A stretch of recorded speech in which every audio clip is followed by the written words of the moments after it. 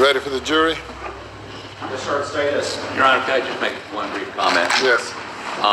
And I've talked to all of us over here. We want to thank the Clerk of Court for her assistance every time we need something. She has been there for us. The Colleton County Sheriff's Department is providing security, has given us total access to our client. We feel like we've been treated extraordinarily well by all court personnel. And I want to put on the record, since there seems to be a national media interest here, I've tried many cases in many jurisdictions, and I've never been treated at this level of courtesy and understanding. Thank you. Okay. Absolutely echo that, sir. Everybody's been great. Absolutely. Okay, I echo that as well. Very good. Let's bring the jury.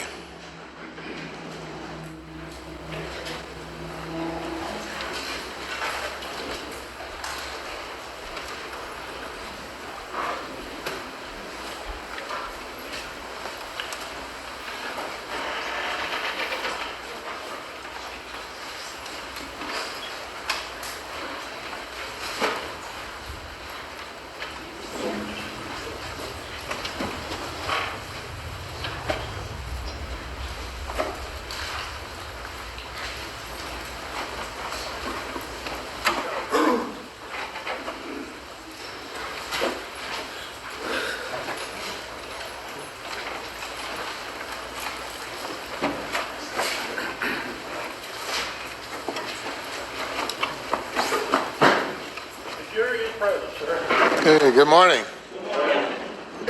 Day number 7, state's case. We'll have our witness back.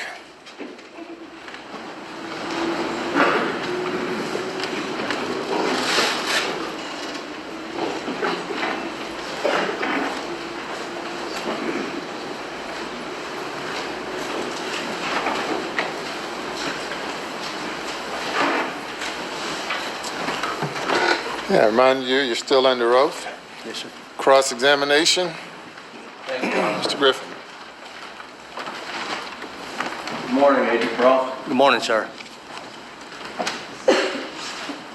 On June 8th, I understood that was your first involvement in this case. Is that correct? Yes, sir, that is correct. And you went to Moselle on the morning of the June 8th? I was en route to Moselle, got rerouted to the office, and then went and conducted an interview, and then back to Moselle. That's right. You interviewed Rogan Gibson and then went to Moselle. That is correct. And what time did you get to Moselle? I was around lunchtime when I got there. And as I understood from your testimony that your role primarily was because in this case is that because you know a lot about guns and ammunition. Did I understand that correctly? That was not my sole role. I was at the search of the residence because of my familiarity with firearms. Yes, sir. And you went and searched the residence with other agents, and we saw those agents, some of them, on the body cam video that played yesterday. Yes, sir, I was in the gun room. Okay. And this search was a consent search, correct? That is correct, yes, sir. I mean, you weren't there executing a search warrant, right? No, sir, I was not. And were you aware, though, that there was a search warrant that had been obtained the night before? I was aware of the consent, the search at the incident location. It's common practice that they get a search warrant to process the scene. Yes, sir. Were there any limitations that you were aware of on the scope of the consent to search? No, sir. And so, as far as you knew and understood then and understand today, you or other agents at SLED could have searched that house from top to bottom on the 8th. Is that correct? Other agents went through the residence with family members. And there were no limitations on what the other agents could have looked for, right? Again, I can't say what limitations was placed on them as they walked through the house. I was in the gun room. Okay. Well, to your knowledge, did anyone look for bloody clothes or dirty clothes in the house while you were there on the 8th? I was in the gun room, and I was collecting guns and ammunition, sir.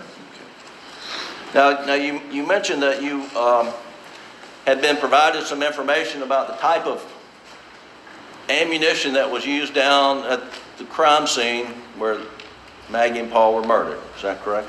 That is correct. And one one ammunition was a .300 blackout shell casing.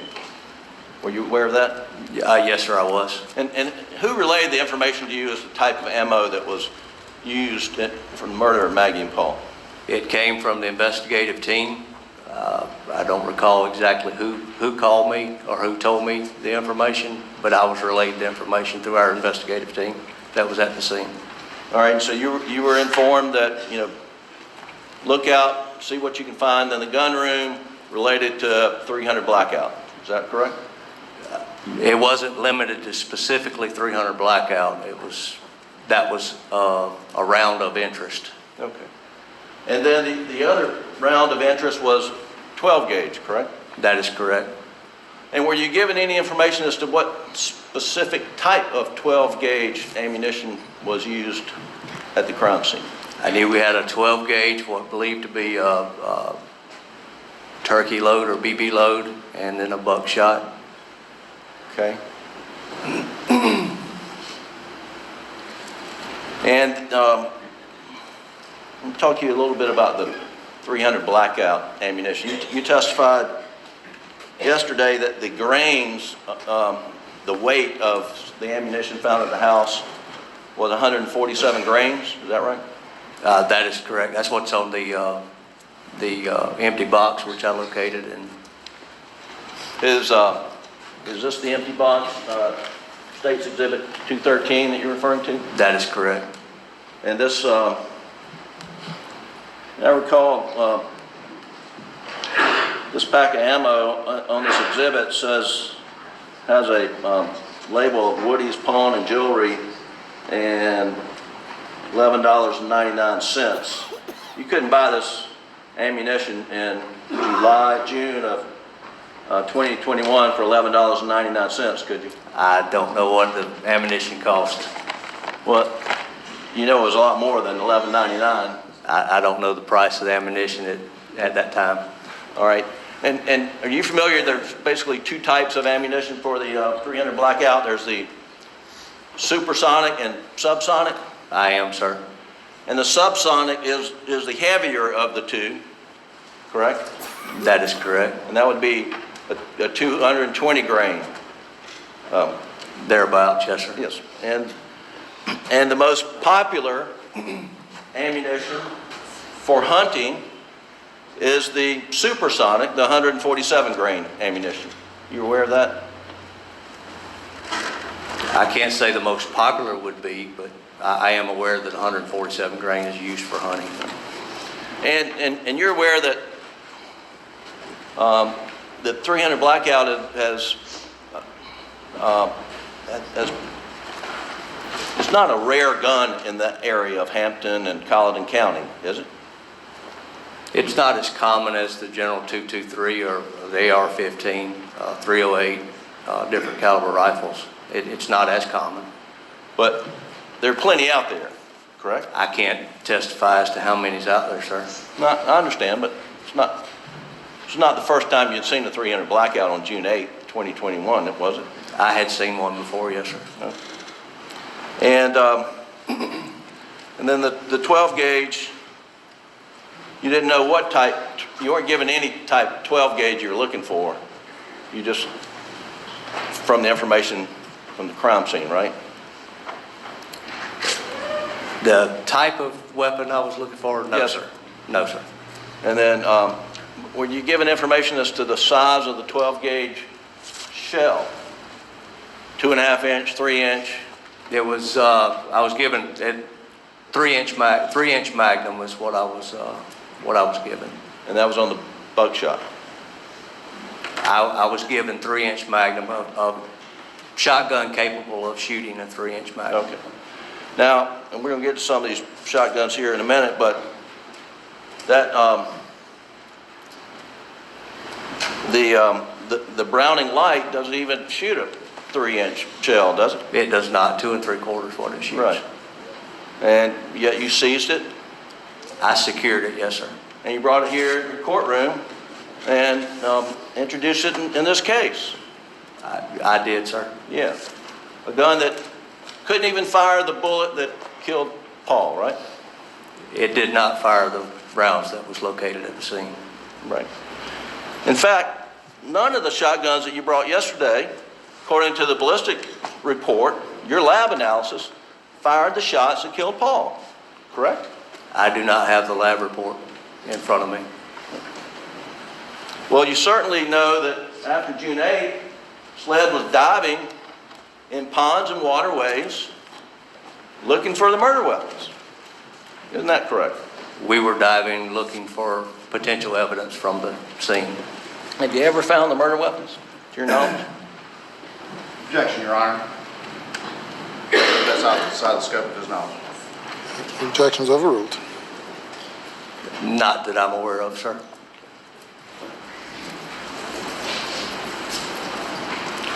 And are you familiar with what ballistics tests were done on Buster's 300 Blackout? And whether that was excluded as a weapon used to kill his mother? Again, I don't have the report in front of me, and I'm not able to testify to that, sir.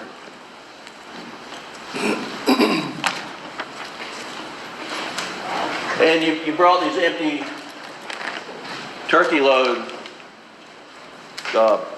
Exhibit 214, I believe, brought these into evidence, the box of turkey shells? That is the boxes I collected, yes, sir. And these were empty? Yes, sir, they were. And these were found in the trash can? Yes, sir. They were found in a trash bag, yes, sir. Okay. And you, let's see. Exhibit, the other end has exhibit number.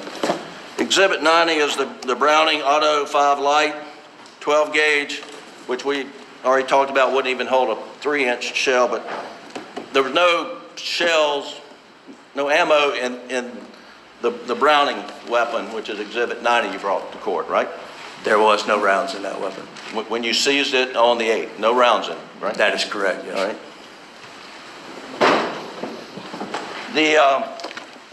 The Mossberg model Ulti-Mag, which is Exhibit 89, you have a 12 gauge shot shell written on the outside. So there was one shot shell in this, loaded in this gun, correct?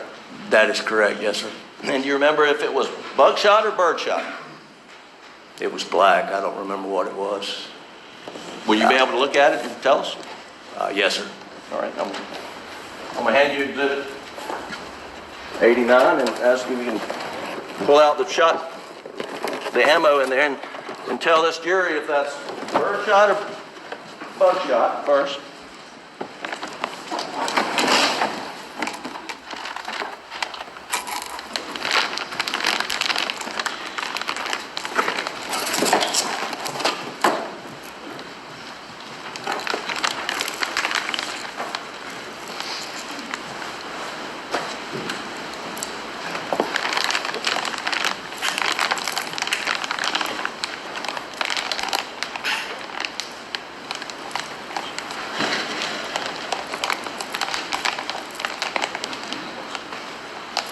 It is a Browning 12 gauge, 3.5 inch Magnum, 2 1/4, number 7 and 9. And that's for hunting turkeys, right? That's my understanding, yes, sir. All right, thank you. You can put it back in there.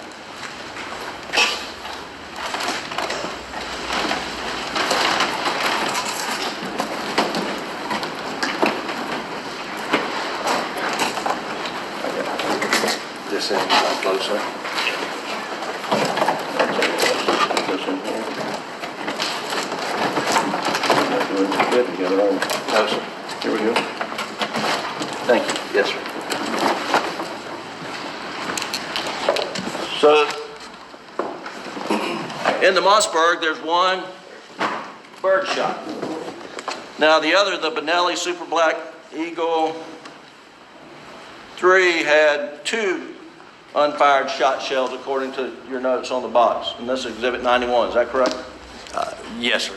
And do you recall whether any of these is bird shot, buckshot? Do you remember? I what would they- have to look at them again, sir. All right.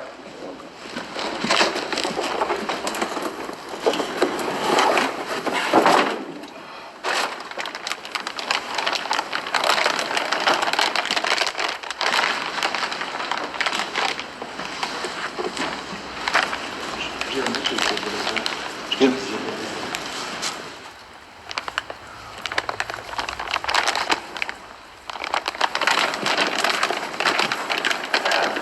That was Exhibit 91 for the record.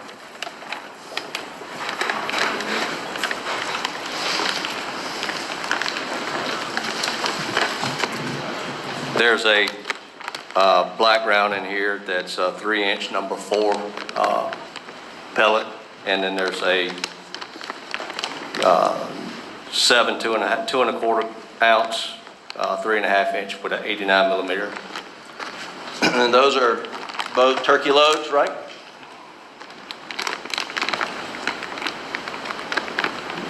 It could be used for turkey, yes, sir. Well, let's just be clear, neither one of those are buckshot, correct? No, sir. Thank you.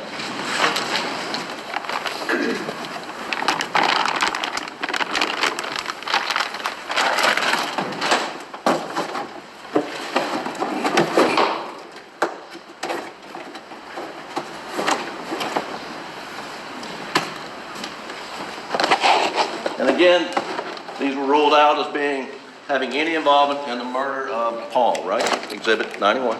I can't testify to any lab reports. I don't have the lab reports, and that's out of the scope of what I did.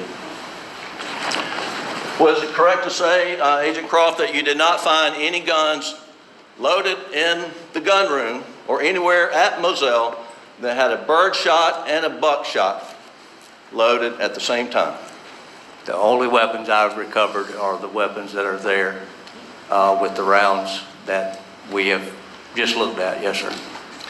And if you or another agent in your presence made a representation that we found in the gun room a gun with similar loads as that we found at the crime scene, that would be an incorrect statement, would it?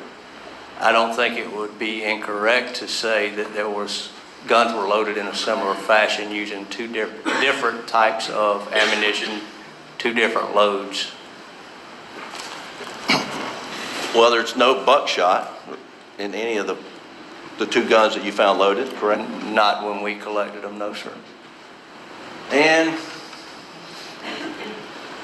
the turkey loads or the bird loads that we just looked at, those the pellets in those are lead, are they not? I would have to look at the actual box that it came in or the pellets that are in it. Some of them are steel, I'm not sure. So do you know the difference between steel and lead? Do I know the difference? Yeah. What's the difference? Why would you have steel versus lead?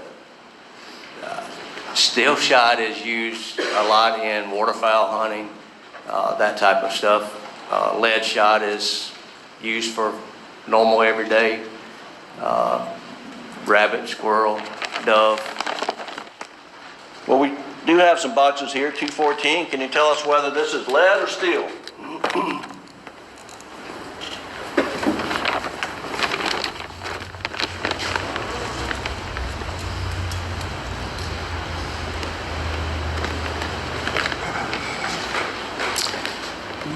The Winchester 12 gauge shot lock lead is a turkey load, number 4.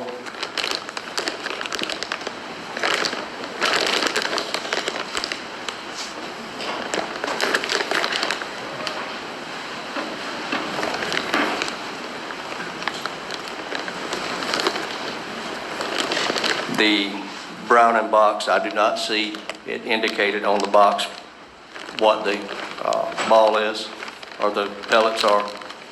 Well, let me ask you, is there a turkey on the face of that box? There is a turkey on the face of the box, yes, sir. And turkey a waterfowl bird or land bird? Turkey is a land bird, sir.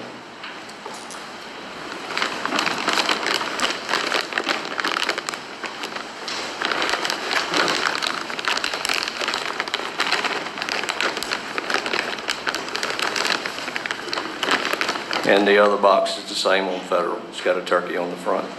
All right. So those 3 boxes look like they're turkey loads, right? That's what it appears. Okay.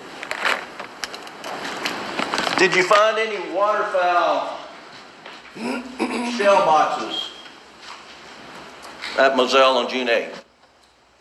I did not collect any waterfowl shell boxes from Moselle. Did you collect any waterfowl unfired shotgun, 12-gauge shotgun shells at Moselle on June the 8th? Not that I'm aware of, sir. Have you ever collected unfired shotgun shells for waterfowl at Moselle in part of this investigation? I do not recall collecting any waterfowl shot. Are you aware, sir, that the shot that blew Paul Murdaugh's head off was Winchester dry lock steel waterfowl 12-gauge ammunition? I was aware that the pellets were steel. Well, you can look at the outside of the spent shell casing and see that it's Winchester dry lock, correct? If I had the shell casing, yes, sir, I could see it. And you know that to be a waterfowl, a duck load, correct? I know that it's primarily used for duck load, yes, sir. And you know that's what killed Paul Murdaugh. I do know that it was steel shot. And you didn't find any similar ammunition at Moselle on June the 8th or any time after that, correct? I did not, sir.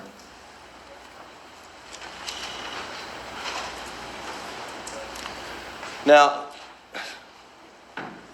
you were showing pictures of the gun room and and I think you testified there were some 25 guns and gun racks. It's roughly 20 to 25 guns. And this is 1,700 acres of hunting land? Yes, sir. And, I mean, did it shock you to see that many guns? And they were all hunting guns, were they not? It did not shock me to see that many hunting guns. And a lot of people in Hampton, Colleton, this part of Low Country, when they hunt with those types of guns. Isn't that correct? Yes, sir. And you didn't find anything unusual about the number of guns they had in their house, right? I did not, sir. Thank you. Now, you mentioned that you know something about the injection pattern of the 300 blackout. You remember testifying about that? I remember testifying that it ejects to the right and slightly backwards.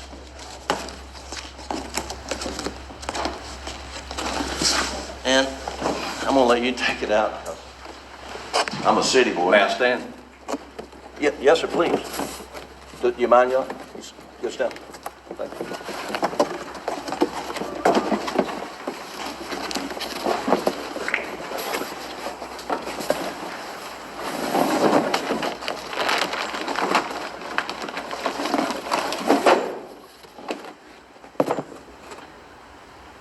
So if you could, while you're standing, if you could just step down and point the gun at that door and hopefully no one comes through and show the jury the direction that the shells would go. Can I point it up further? Point it up than would be the door? great. That'd probably be safer. Told you I was a city boy. The rounds would be ejected from this side across would be my right shoulder. Okay.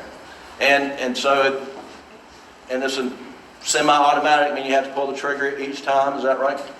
That is correct, sir. And every time you pull the trigger, it shoots a shell, ejects off toward your right shoulder, toward the rear, right? As long as there's ammunition in the magazine.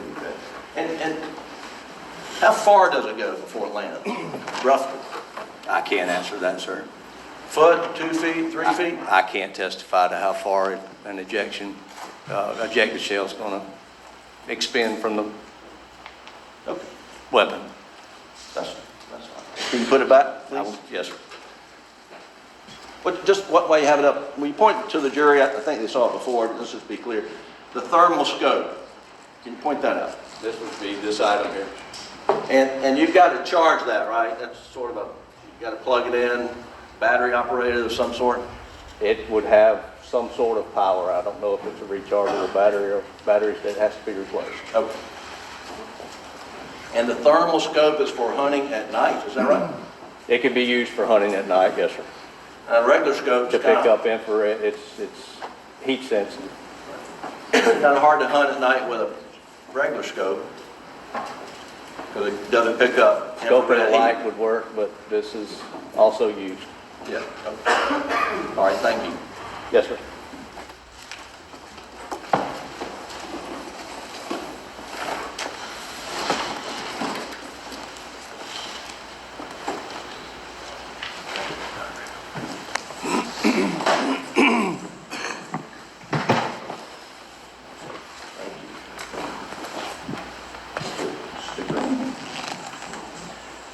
Agent Croft, I'm going to show you what went into evidence yesterday is Defendant's Exhibit 29.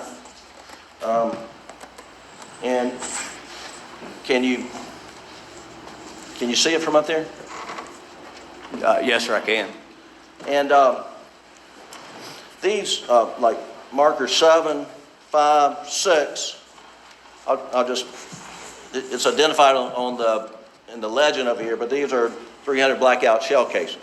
Do you understand that to be the case? I don't see marker 5 on the printout on the left-hand side there. When you're right, it's not on 1, 2. Well, let's just follow along. If these are in fact shell casings, from what you just described to the jury, the ejection path of the 300 blackout, where would the person shooting the gun be standing in relation to these markers? Your Honor, 6, 5, 6, and 7. Objection, not qualified as an expert. Objection's overruled.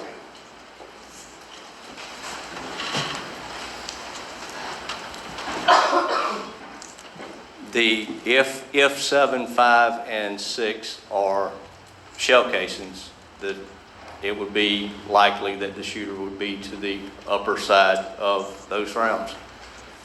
Somewhere near this line in that area? I can't testify to that line or any kind of angle of that line, no, sir. Understand, but it would be on the side of the line. It'd be up in here somewhere, right? It would be on the left-hand side of where those numbers are. It would be likely that the shooter would be on the left-hand side of where those numbers are if you're looking at it from where I'm sitting. The shooter would be on the left-hand side of these numbers and a little forward of these numbers, is that right? I can't say because I'm not sure if the ejection hit something on the way out or if there was an obstruction on the ejection. I don't know. I can't testify to how far they would go. I just know that a normal 300 ejects to the right and slightly backwards. Yes, sir. Thank you.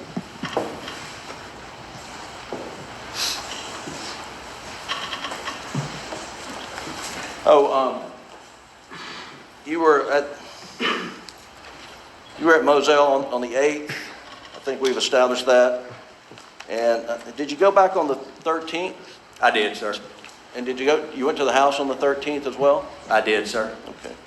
Okay. And we saw body cam from where you're picking up shell casings around the side door, 300 blackout shell casings around the side door. And I think, was that the 8th when you got the shell casing next to the That was around 2 o'clock on the 8th, a little after 2. Now, jury will have the video if they want to see it, but as you're standing out there, you can see the rooftops of the shed building and some other structures down at the kennels where the murders took place. You remember, you can see the rooftops? I would think you could see the rooftops. But that's all you could see, correct? You couldn't see sled agents working around down there by the dog kennels. No, sir, there is planted pines between the residence and the kennels. So the fact of the matter is, you can't see people at the dog kennels from the house based on your personal observations. Is that correct? From where I was standing, no, sir. Now, you also testified about the location of Maggie's phone, how it was found. Yes, sir. Did you go out there when it was located? Yes, sir, I did. Do you recall how it was located? Yes, sir, I do. How was it located? We sent information to the phone company for a ping. The ping was actually 20-something hundred meters, which is a long ways. We then learned that she had Find My iPhone on her phone. One of the family members assisted with locating that phone, getting a better location on the phone, and we were ultimately able to find it. So you found the phone, Maggie's phone, by family member using Find My iPhone. And I think it was John Marvin is the one that assisted us with that. And do you think John Marvin was using Buster's phone to do that? I don't have a clue what he was using. And then when the phone was collected, you were provided the password. You remember you testified the password was provided. We were provided the PIN to open the phone. Yes, sir. Are you aware that Alex Murdaugh provided the PIN to SLED so they could open Maggie's phone? Again, I don't know where the passcode or PIN came from, but we were provided a PIN. Do you know what a Faraday bag is? Yes, sir, I do. Did anyone have a Faraday bag? I did not have a Faraday bag that day. What's the purpose of a Faraday bag? To prevent any tampering from outside sources once a cell phone is collected. And you can put the cell phone inside a Faraday bag so it can't hit Wi-Fi, cell phone towers. Again, it prevents any tampering from outside to prevent anybody from being able to communicate with the phone. It from any helps. outside sources. It's a tool to secure the evidence to prevent tampering. It is inadvertent or intentional tampering, right? Yes, sir, it is one tool that can be used. And was Maggie's phone put in a Faraday bag when it was seized on the side of Moselle Road? No, it was not. Did anyone ask or bring up the fact that, hey, maybe we should get a Faraday bag before we move this phone? I did not ask. Anybody ask in your presence? Not that I'm aware of.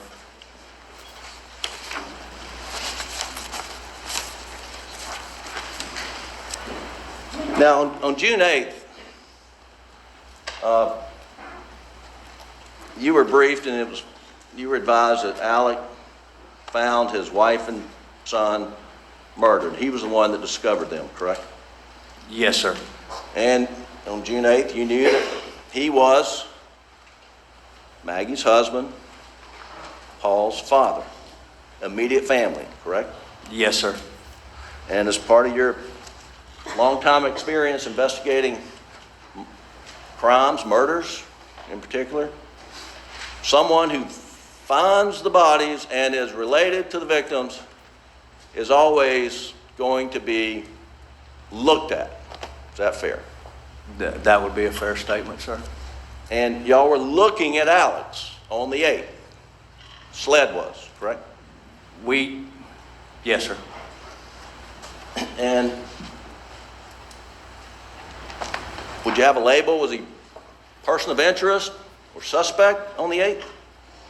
We were looking at Alex being the one that found the deceased, being the husband, the father, in an attempt to get Mr. Alex out of that immediate circle. And you've described this investigative circle. So you draw a circle around potential persons of interest, and Alex was in that circle, correct? We don't draw a circle around any individual person. We work with the crime scene, which is what we consider the circle, and we work from our way inside out in order to find any potential suspects, identify suspects, clear individuals. So we start with the small circle. So when you started with the small circle, although you don't draw it, I mean, it's a sort of investigative mental tool